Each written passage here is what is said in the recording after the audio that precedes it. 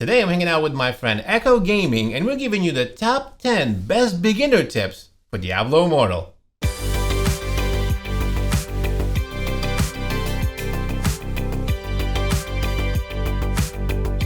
Good morning, good afternoon, and good evening, ladies and gentlemen. My name is Captain Nemo. Welcome to another Diablo Immortal video. Today I'm hanging out with my friend Echo Gaming and we're going to do the top 10 best beginner tips for Diablo Immortal. In fact, we actually started this video on his channel. I'm going to give you 5 tips on my channel and then of course 5 tips on his channel in his video that I will link up top, but you got to make sure you go see right after this one.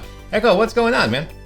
I'm excited to be here. I think we just gave 5 amazing tips on my channel. I can't wait to give more information to this growing community of brand new Diablo Immortal players. I think we should just dive into it, man. Let's talk about some of these tips. Agreed, let's get started.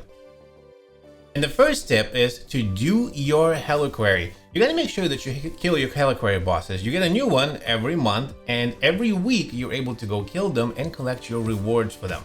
Now, it's not gonna be an easy fight. You're gonna need to bring friends with you, of course, or maybe join with others, but it does give you your weekly scoria, and you really need that. We'll talk about that later in the game. It's also very important, a lot of people don't know this, if it's your first Heliquary fight, when you get in there with 8 other players and you're playing, and you die, if you run out of revives, do not leave the Heliquary fight. Because if anybody is left in the Heliquary, once they kill the boss, they can revive you and you will be able to get your rewards. I see this all the time, people jumping in with 8 players, they die, they use up their rewards and they're like, okay, well, I'll see you later, and just jump out. Don't do that. Wait until the end. There's gonna be 1 or 2 heroes in there. They're gonna wipe out the boss and then revive everyone else, and you'll be able to get your Heliquary rewards every week. Remember that. So next tip, Echo, let's start with number 2. What do you got for us? Yeah, man, one of my favorite things to do inside of Diablo Immortal was playing rifts, and playing rifts with you, actually. So there are 2 different kinds of rifts inside of Diablo Immortal. You need to reach West March before you can get into the rifts. So let's start with challenge rifts. In challenge rifts, you start with level 1 and you continuously move yourself up over time. It gets harder and harder as you progress, but you're also getting stronger and stronger, so you should be able to go further and further. The reason that you want to do these challenge rifts, because there's no massive reward at the end of each rift. You get placed on a leaderboard, and then every single day as the next day turns over, you get some rewards for your placement on that leaderboard. To be honest with you, challenge rifts aren't my favorite thing to do, but I do them just so I can get those rewards, because I prefer doing elder rifts. Elder rifts are where you could put in your rare crests or your legendary crests, and at the end of each of your runs of the rift, if you solo it or if you do it with friends, then you have a big chest and a lot of rewards that pop out. I don't know, it's just more satisfying for me for the instant gratification of rewards rather than having to wait until the next day. But both of them are important. If you're holding on to rare crests, make sure you use them in elder rifts. If you have legendary crests, that's basically free legendary gems for you. You should use them, and you should bring friends along with you as well, because they get small rewards just for participating in something when you're using crests along the way. Nemo, we had a lot of fun doing those rifts, man, and we gotta go in and do some more. Absolutely. You know, a lot of times it's a really good point you bring up about the not using the legendary. I see some people like running the elder rifts and they're like, no, I'm saving the crest. I'm like, no, use them. Very good point, Echo. Good job. Thank you. And before I get into the next tip number 3, I do want to make sure that I thank the entire Scrappy Echoes community. All of them came together with me and Echo, and we came up with this list for you. They were playing alphas and betas, they have lots of experience, and they all got together and put this list for you to prepare you. The top 10 best tips for you were handpicked, all of these. There was actually a whole bunch more. And I really want to make sure that I thank them. They're an amazing community, which you should come and join. Of course, I'll leave the link in the description, because me and Echo, well, we love the Scrappy Echoes, and can't wait for you to be part of the family. Echo, what do you think about this? I'm telling you, man, this is what I've been doing and what you've been doing for so long. we haven't had Diablo Immortal forever, and we've been building community of great people with passion for the game who come together to help us make our content, to play together as a family, and to really just enjoy the game. The invitation here is, in my opinion, golden. We are going to be the largest Diablo Immortal family community inside of the game. We've started already before everyone else. It's where you're going to want to be. Take the invite, join the Discord server, and come say what's up. That's it. Thanks to everyone over there in the Scrappy Echoes family. I appreciate you guys. So Nemo, we have a third tip to get into, man. Let's stop stalling. You're right. And this is a really good tip. Make sure you don't rush your XP. It's quite important. A lot of people forget. They just start running and they'll run through the story and they want to make sure they get to the highest. But it's really important to step back and not just upgrade your character, but also upgrade your gear levels. It's important to do your dungeons and to focus on that, to do some rifts. Because gear levels are quite important. It's not all about your gems. Your power comes from your offensive defensive rating, which is your ORDR. Now, to quickly talk about ORDR, it's very important for you to understand what that is. Your offensive defensive rating is how you stack up against other players. There's two numbers, an offensive number and a defensive number, and that number gets compared to whatever enemy you go against. So let's say if you're going into the Reliquary like we talked about, and you're going to kill the boss. The boss has an offensive rating and a defensive rating, and so do you.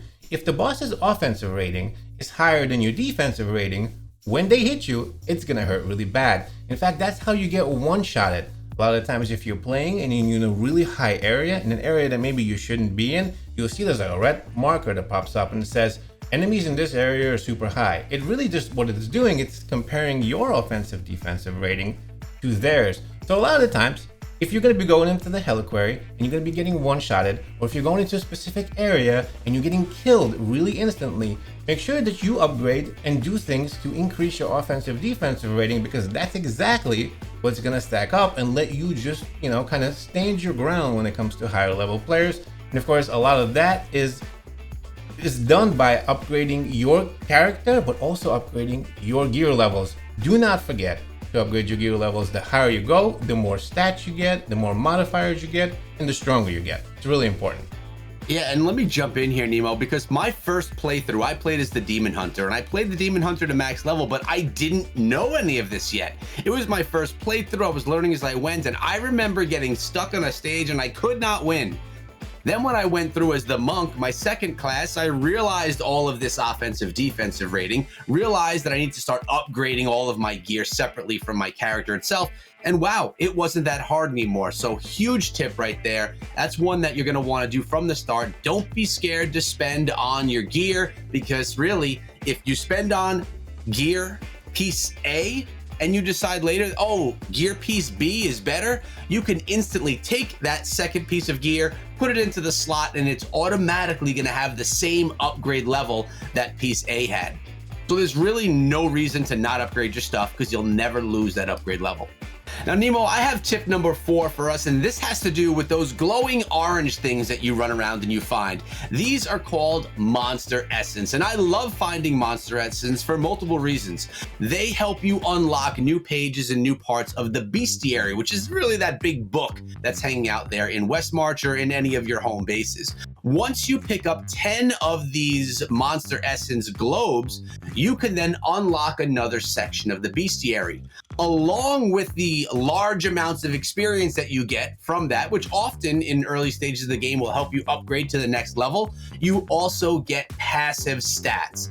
Stats that are going to make you stronger without you having to do anything. You just instantly become a stronger character from it.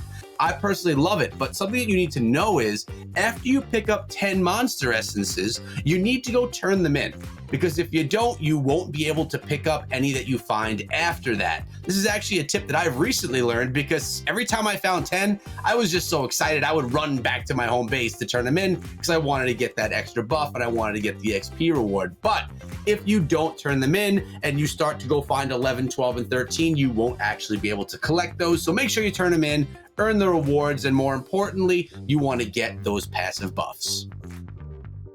Let's roll into tip number 5. This is also a very important one. There's a merchant in Westmarch. You'll notice it's called the Hilts Merchant.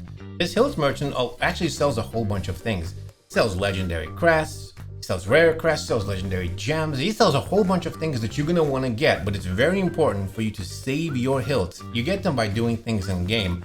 And a lot of people will spend these hilts on shiny things like legendary gear, things that you can actually farm yourself in the game. So one of the most important things to do is to actually save all of your hilts for just those rare and legendary crests, because they are going to give you in turn those legendary gems. It's really important not to spend them on things that you can farm in the game, like for example, legendary pieces of gear. Those things you will be able to get. Do not waste your hilts. The entire community, me and Echo, we love this tip right here. Super important. Save every one of your hilts for doing things in game and use them on those rare and legendary crests because they're going to make you more powerful.